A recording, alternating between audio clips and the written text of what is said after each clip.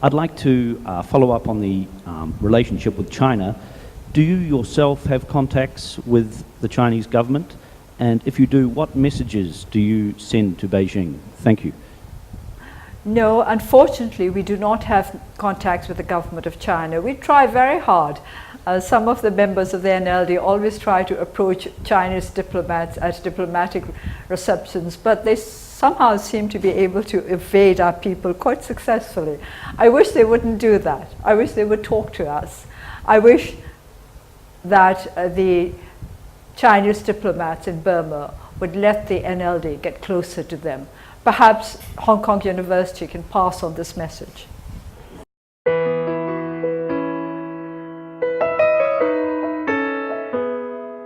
We're approaching the 22nd anniversary from the Tiananmen massacre, and it seems like the situation is getting worse from this perspective we're looking from Hong Kong.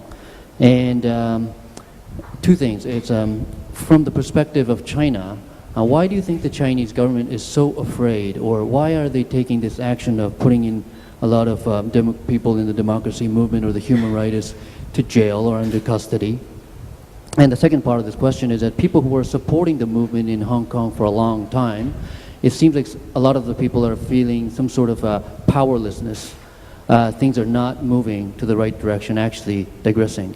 Would you please give a message to those people in Hong Kong who are supporting this movement? Thank you very much. Are things really regressing? This is not the impression that we get.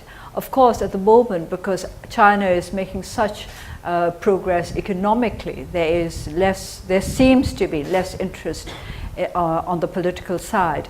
But I think things will change, because in the end, people, if want to feel secure, the richer they are, the more they start putting a premium on security. And security in that sense means that certain rights have to be assured. Security, rights, these all lead up to one thing: democracy and human rights. So I do not think that you should despair. And really, this is the impression we get, is not that you're regressing so much as that for the time being, the Chinese people are so interested in economic progress that they have not quite looked at the political side of the matter. I think that will come, and perhaps sooner than you imagine.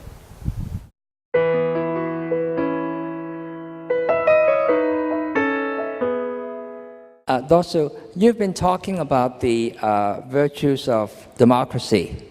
Now, at a time when the democratic United States is widely seen to be in decline, and the undemocratic China is rising inexorably, do you feel that the very future of democracy in the world may be in question?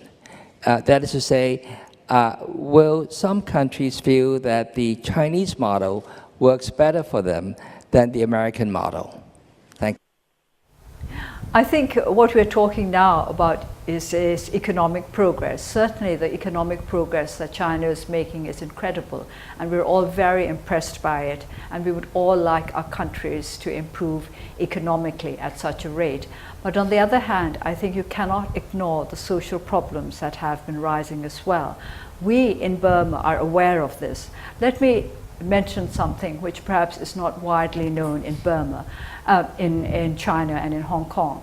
Many girls from the north of Burma have been involved in this human trafficking racket, because there are many men in China who need wives and they cannot get Chinese wives. So they buy girls from Burma to be their wives. This is a big social problem. This is just one I'm mentioning because it touches us so closely. So I do not think we can just look at the economic progress that China has been making and say, this is the way we want the world to go. As I said earlier, I have great admiration for China as a great country with a great history and a people who are so capable and so intelligent and so hardworking. But I think we have to be a lot more open-minded than we would be if we were just going to look at the economic aspect of China. And I must just say a word for the United States. Yes, it has many problems, But because it is a democracy, there are many ways in which people could get involved to try to solve these problems.